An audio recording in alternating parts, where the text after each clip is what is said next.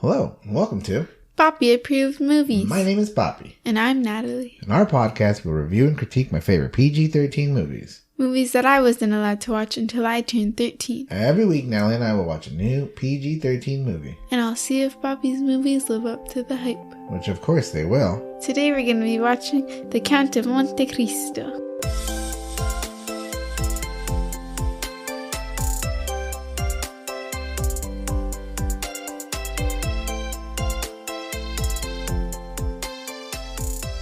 Before we begin, there will be spoilers. If you haven't seen the movie and don't want to be spoiled, press pause and come back when you're finished. Now, Papi, tell me the deets on this movie. Okay. The Count of Monte Cristo came out in 2002 with a runtime of 2 hours and 11 minutes. It's not streaming anywhere. We have to rent it on Amazon. Not again. I know we spent a lot of money on this podcast. We're so broke. $3.99 every time. Sponsor us. Sponsor us. Coca-Cola, Amazon, Apple, anybody? Disney. Go ahead and start sponsoring us. You just email us at Papi Approved Movies. It's our business email, of course. Yes, it's our business email. It was written by Alejandro Dumas and Jay Wolpert and directed by Kevin Reynolds. Main stars are Jim Caviezel, Guy Pearce, and Christopher Adamson. Fun facts, the book by Alejandro Dumas was written in 1845, looking at 200 years ago. That's a long, long time. This movie is the 17th adaptation of the novel. Did all the other movies just flop? Probably not. They probably did well at their time. This is probably the latest one, that came out 20 years ago. I wonder if people get sick of watching this movie, or they watch this movie and they're like, I already watched this. The story? Yeah. No, I think the story. I mean, if they had another movie, I would watch it. If they made a remake with Timothée Chalamet as Edmond Dantes and Zendaya as Mercedes, and then who's the other? Oh, and Tom Holland as Fernando Mondego. I would watch it. You would watch it too. We would be at the movie theater the day it came out, so I know that. All right, what'd you think of the movie, Nat?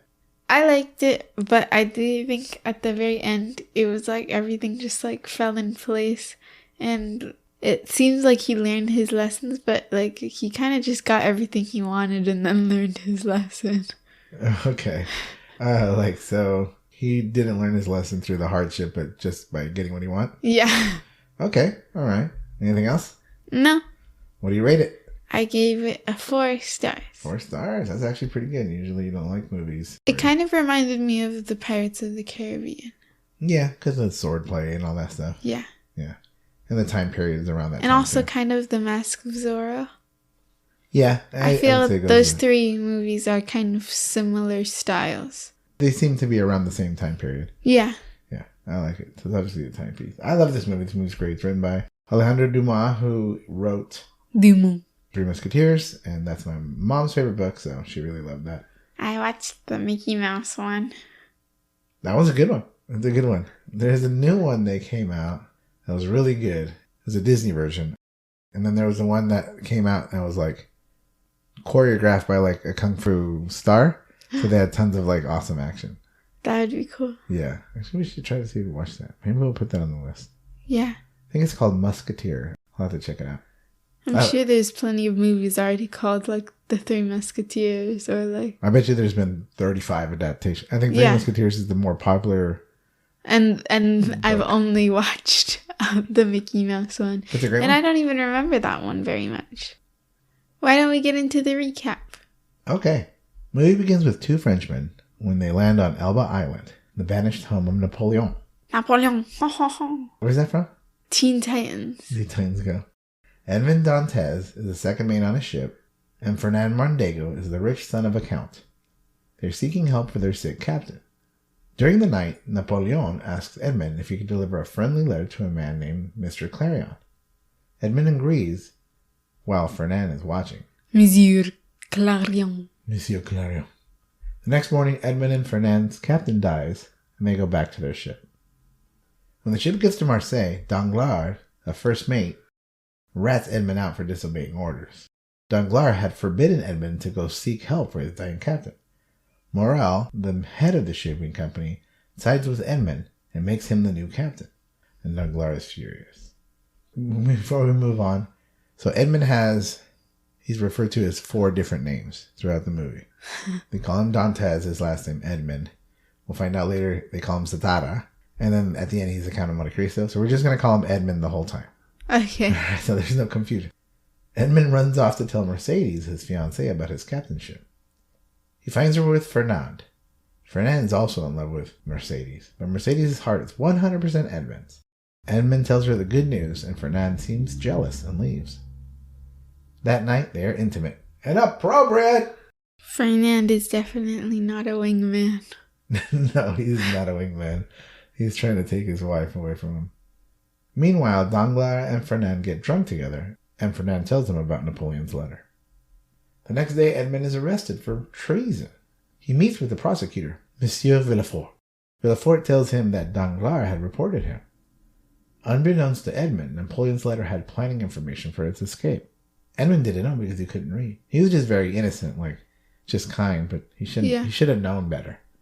Napoleon's a prisoner, and he's like, can you give this letter to someone? And he's like, okay. It's not a good idea, you know what I mean? Yeah.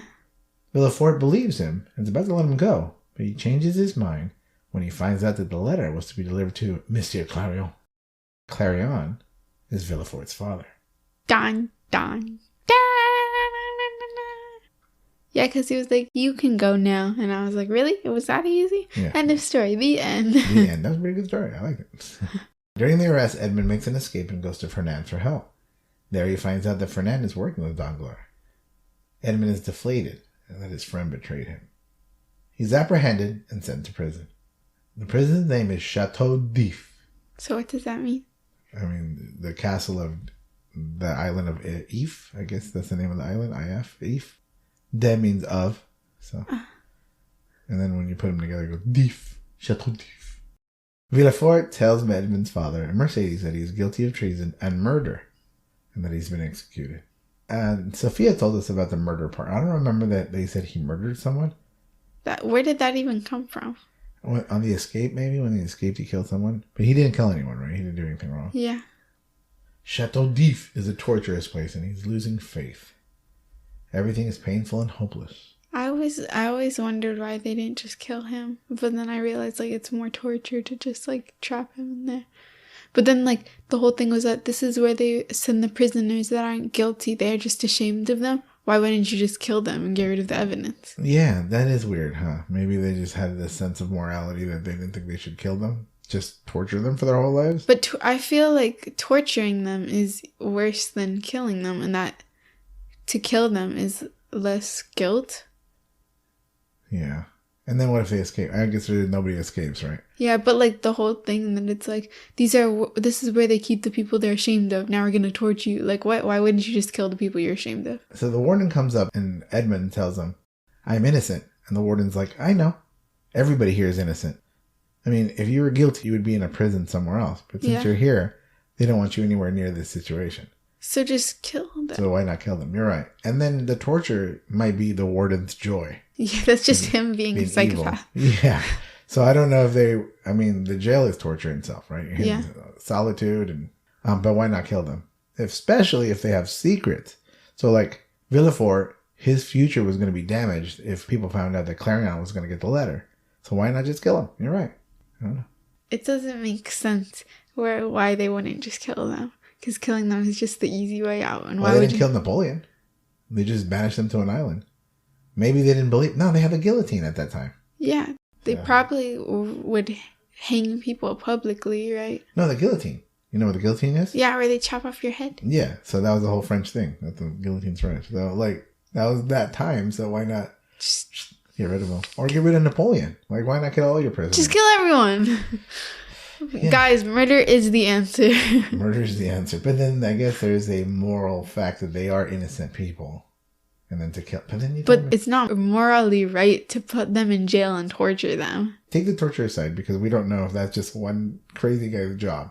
Mm-hmm. We don't know if that's the policy. You don't walk in Chateau d'If and it says torture policy every year on the day that you move it. Yeah, he just does that. No, I think that's that dude. But they probably know that they torture them. They just send them away. Or why don't they just put them in jail and then give them a gun? Then you're not guilty. And then they're going to shoot themselves. And that was a noble thing, right? And we find that later, That's like a mercy that they give people of noble birth. Exactly. So take care of that whole morality problem and you get rid of all your evidence. Because they're going to kill themselves. Oh, if they have... Yeah. That's a good point, right? Every jail cell should have a... and then you save money on food. You're a pretty dark person. Now, when you're like killing fools. Heck, I'm finding solutions. Yeah, I'm a problem solver. You're trying to get rid of the red tape. You're trying to save money. Like, I pay a lot of taxes. I pay a lot of taxes for this guy.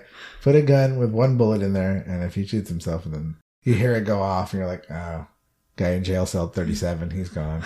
Save money, live better. Yeah, save money, and then throw him over into the ocean. Anyways, one day when everything is hopeless, and he stopped believing in God. In the beginning, he believed in God. Yeah. And then afterwards, he lost his faith. Honestly, I feel like a lot of people would lose faith that way. It's literally like torture.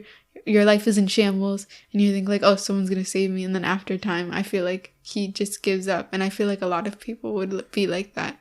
Yeah. Feeling as though like you were abandoned, you know? Yeah, maybe. Someone comes out of the ground. It's an old man named Ave Faria. But it was like 7-8 years by the time you got to him. So you're looking at 7 years of being alone in a room, praying that a rat comes so you can eat it. And nothing. And nothing, you know. Anyway, so Ave Faria, the priest is digging a tunnel to escape, and unfortunately he dug it the wrong way. You know, he's the smartest guy in the universe. Like, he couldn't figure out where to go. He doesn't have a window, does he? You know, I don't think he does. Because he wanted to see out his window, which you can't see unless he was standing on his shoulders. Oh, yeah. So maybe he Why couldn't you just lie on your back and look up? No, it seemed like it was like a kind of like an L. You have to look up as high as you can to look over it. Otherwise, it's covered.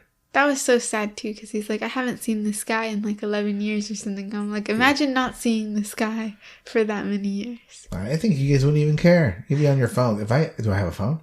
Wait, do I get a phone in prison? I'm good. Give me the gun. Give me the Wi-Fi. No, you can have the gun. I don't need it. I just need the phone.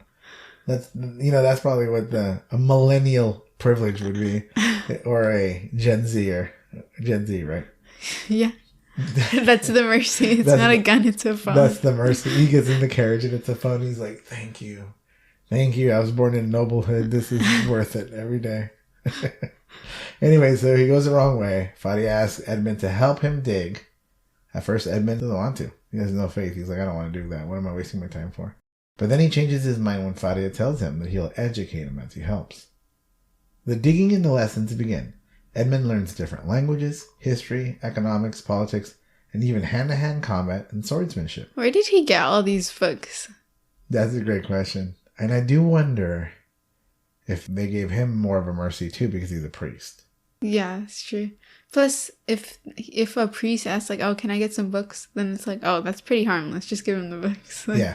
He's a priest. Just let him have some fun. Right, exactly. So, because he had several books. Yeah. You know, he had like a little stack. All the while, Edmund plans his revenge on Danglars, Villefort, and most of all, Fernand. We find out that Fadia is in prison because he will not divulge the location of a hidden treasure he says he doesn't know. Edmund and Fadia's digging bears fruit when they see a root.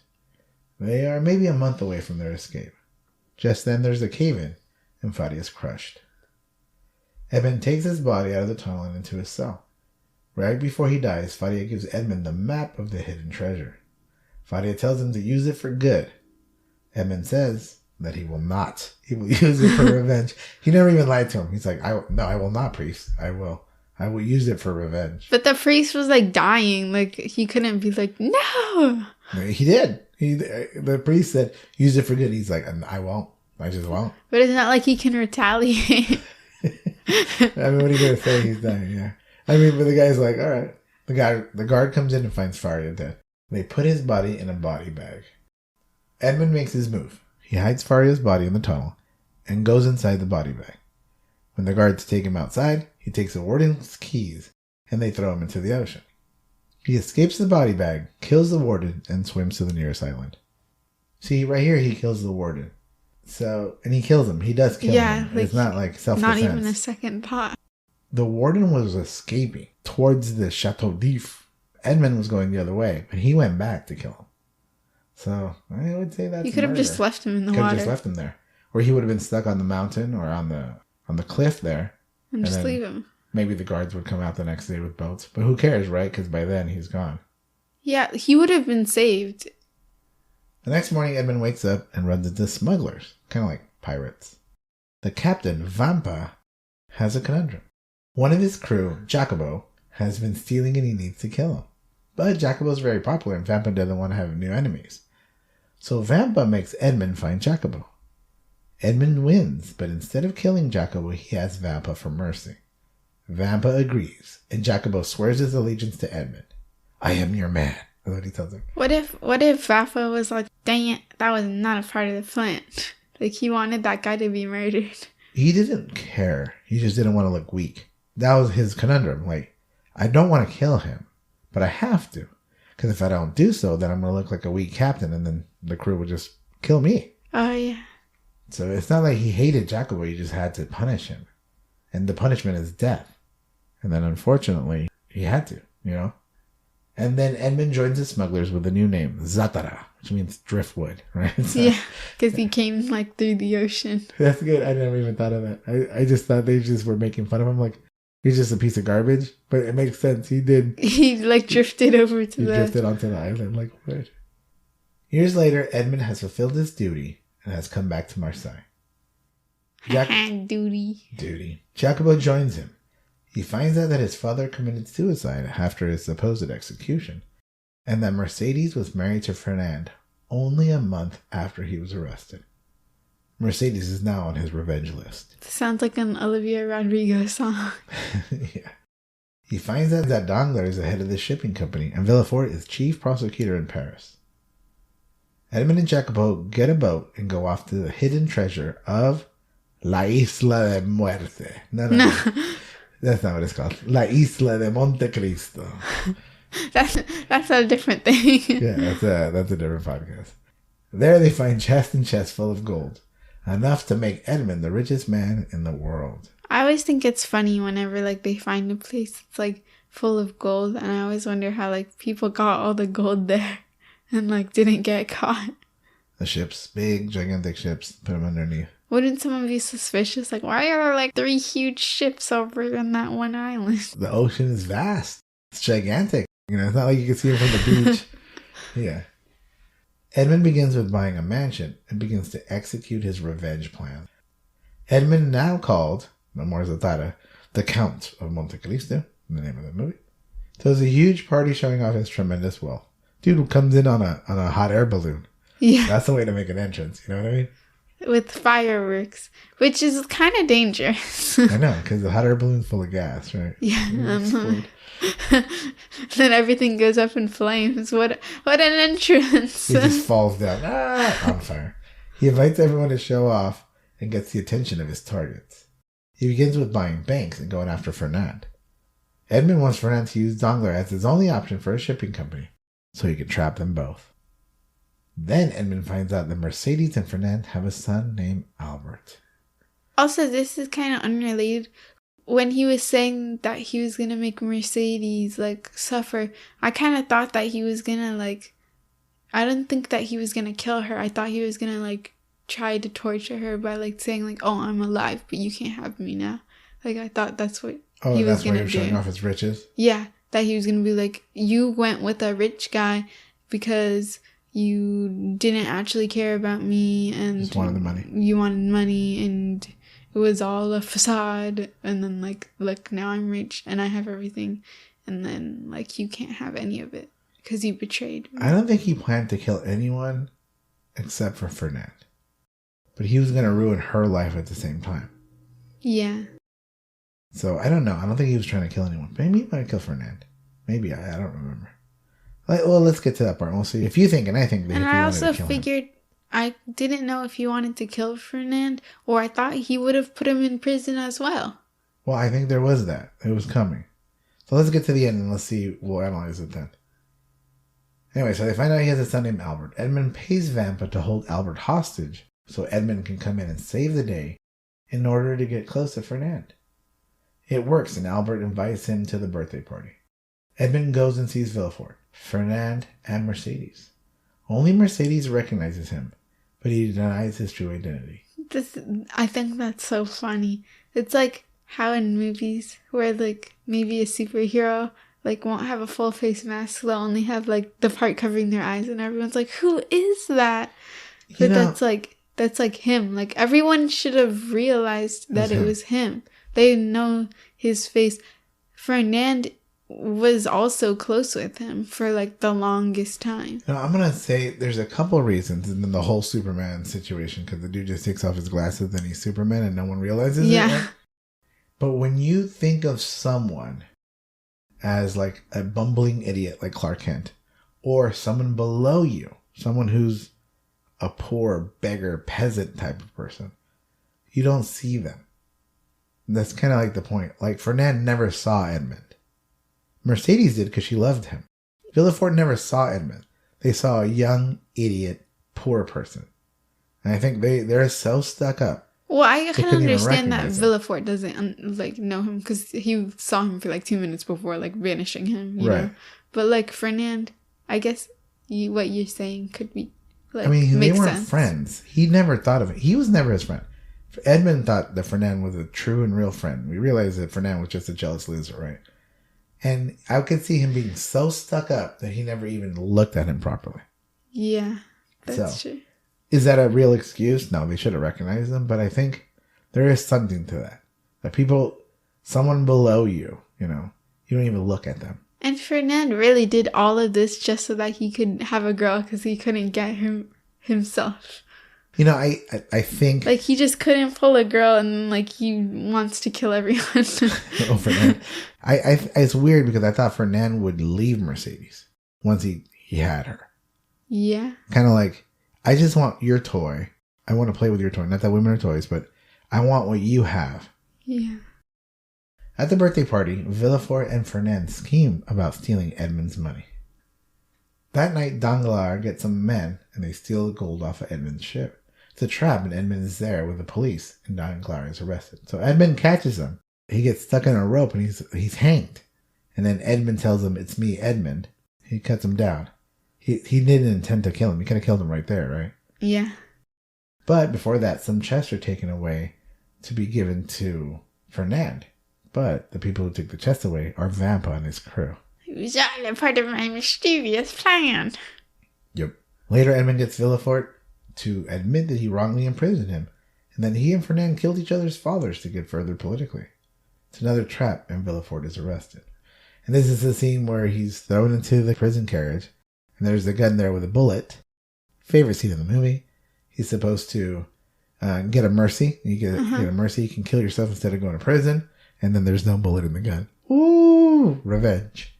But, like, this is another scene that we talked about this in the Man Named Otto episode about where is that, like, imagery that a 13-year-old should see. And there's people getting, like, trying to hang themselves in this movie. Yeah. Like, we even see Edmund trying to hang himself.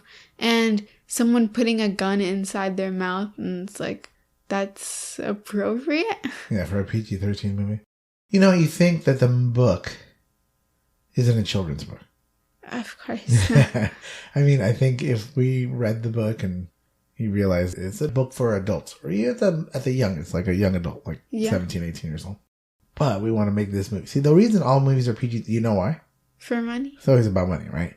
More people that they can sell it to, the more money that they'll get on tickets. That's exactly right. So they want to make, and if you go, okay, well, he doesn't kill himself.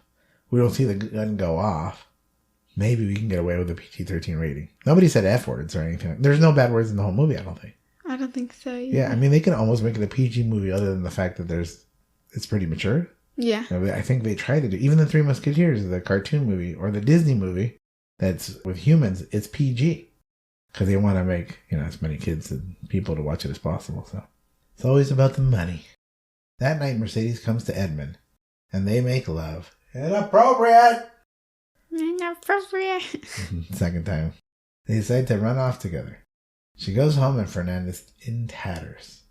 They're broke and needs to be imprisoned. Fernand goes to a secret location where his stolen gold is to be there waiting for him, but instead, he finds Edmund. I think Edmund was going to kill him right there. I don't think so. I think he was going to let him get imprisoned because that's what he was And getting the police, charged for. like when they did that for Danglars, the police were with him. When he did it for Villefort, the police were with him. There's no police in this scene. That's true. I thought he would just wanted to rub it in his face. Like, 100%. Like, look, but here's then, your chest piece. You're gonna die. Goodbye. It was all me. The police are coming. Yeah, but then there was no police, and they never came. They were never going to come. Yeah. I think he intended to kill him. They fight, and Edmund is about to kill him. I mean, they're in the fight, so at that point, I think he's going to kill him. And Albert comes in to defend his dad. Edmund gets the upper hand and is about to kill Albert when Mercedes comes in and tells everyone that Albert is really Edmund's son. Plot twist. Whoa. That's the reason she married Fernand so quickly. Mercedes is the true mastermind behind this all. Yeah, because if she gets pregnant, then she has nobody to take care of her. It's a different time, you know. She'd be shamed. People would think less of her. Even though she did marry Edmund because they both had rings, like it was a string ring. Why didn't she tell him before? They were just intimate the night before, you know? Could have by the way, Albert's your son. You know what I mean? Yeah. Because Edmund was about to kill him. And if it wasn't for her showing up in time, he would have killed his own son. Maybe she was just feeling a little silly and a little goofy. I guess. Fernand shoots Mercedes to get away, but comes back because he cannot live in a world where Edmund has everything. Maybe he just wanted to, like, kill everyone and call it a day. Fernand and Edmund go out, fight. Edmund kills him. At the end, Edmund buys the Chateau d'If and promises to Faria that he will use the money for good now. After he's imprisoned one person, killed another person, got his wife back, and got a free son along the way. And he imprisoned 2 people. Don't forget Danglars. Yeah, that's right. And got a son and became the richest man in the world. Yeah. What a good person. He sure learned his lesson. The end. Yeah. But he never promised that he was going to be using the money for good. He said, no, I will use it for revenge. And he did. Yeah, but at the end, it's kind of like painting him as a hero. Like, wow, he's such a good person. He listened to the priest in the end. Like, no, he didn't. He should have just never said that. Yeah. He should have just... He should have just called it a day. Because well, I mean, I guess he's doing it now. Because he bought the Chateau d'If. He thought it would make him feel better. Then he's like, now I'm going to make it a monastery for all the priests. So, like, for you, in your honor, well, I'll name it Chateau Faria. Or something like that. Supposedly Chateau d'If. Could this movie still be made today? It's 200 years old, the story. So, you tell me it's not a classic. Go ahead. Could this movie still be made today? I don't think so. Oh my God, Natalie. How is it a story that's lasted over 200 years not going to be able to be made today?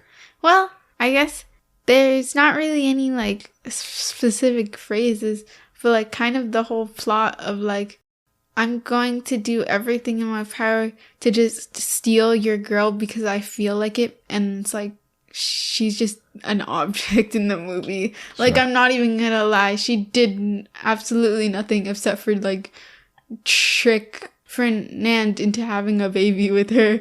Because, like, first of all, she couldn't do it on her own. Which I guess that makes sense because she was kind of, like, broke and everything. The time period. Yeah. But, like, it was literally just like, I'm going to imprison you and kill you just so I can have your girl. And then, haha. Yeah, but he's evil. You can see that. But then, like, the other guy comes back and is like, no, I'm taking her back. Like, she's just getting tossed around. Like you said earlier, it's like this guy's like, haha, I stole your toy. But, like, it's a human being. Okay, I see what you're saying. I see where you think that couldn't be made today, but that type of person exists today. Yeah, I guess so. Yeah. And he's supposed to be evil, so. Yeah. Mercedes loved Edmund and was true to him till he died. And died through execution, which we know didn't happen, but she was not told that. She was told that he was killed. Yeah. So I don't see her as a bad character, other than the fact that she's a plot device as opposed to a character. Yeah. Yeah. Okay. And then I don't think about the movie itself, but maybe like the whole theme thing that I was talking about, how like everyone's trying to kill themselves and it's like just a PG-13 movie. Sure. When like, I don't think most 13-year-olds are like getting excited about going to watch this movie. Edmund does try to kill himself in the movie. Yeah, he tries to hang himself. But he doesn't. I don't think it's because he couldn't. I think it's because because he believed in God and he believed that suicide's not the way to go. Uh-huh. Yeah, because he saw his engraving, because he did engrave on his wall, "God will prevail," or something like that. Sure. It was like a message about God. Yeah, the prison wall said, "God will give me justice." When he saw that, that's when he stopped hanging himself, right? Yeah. Yeah, so it was a pretty like intense scene. Like his face was turning red, like he was suffocating. Yeah, but I think that the message "God will give you justice" isn't necessarily that you're going to get justice on earth. Yeah. So I think that's kind of the point, that you have eternal salvation. And not that we're going to get talking about religion, but like I think that was the message with, you will get justice in heaven. And then he was like, "I'm not going to go to heaven if I kill myself right now." Yeah. Makes sense. I think that's what it would be. All right. Anything else about being made today? Okay. Does it pass the Bechdel test? No. The Bechdel test is the test to check for female representation in movies. There are 3 criteria. Its first criteria is, are there 2 named females? Nah, I don't think so. The end. The end. And Mercedes wasn't even a very fledged out character. No. I don't think we've ever had something fail the first one. We probably have. I don't remember any other movie that didn't have more than one female character that had a name. There's not even another female in the whole movie. I don't think so. Villefort's wife might have been in there for like 4 seconds. Yeah. All right. Well, that was the fastest of the Bechdel test we've ever done. All right. Anything else about the movie before we move on? Nope. Thank you for tuning in to Papi Approved Movies. If you like this episode, make sure to subscribe, rate, and review on your favorite podcast app. We put out an episode every Monday. If you'd like to see extra podcast content, go follow us on TikTok at Papi Approved Movies. If you want to suggest a movie for us to watch and critique, email us at papiapprovedmovies@gmail.com. That's papiapprovedmovies@gmail.com. No spaces, no caps. We'll try our best to get to your suggestion. And remember, it has to be PG-13. Next week, we're watching The Replacement. So I hope you join us. But real quick, that's our last episode of the season. The Replacements. And then we start a new season. We have big announcements for our new season. And we'll let you guys know about them a week or so after The Replacement comes out. Big announcements. Big changes coming to Papi Approved Movies. I'm Papi. And I'm Natalie. See you next time. Bye.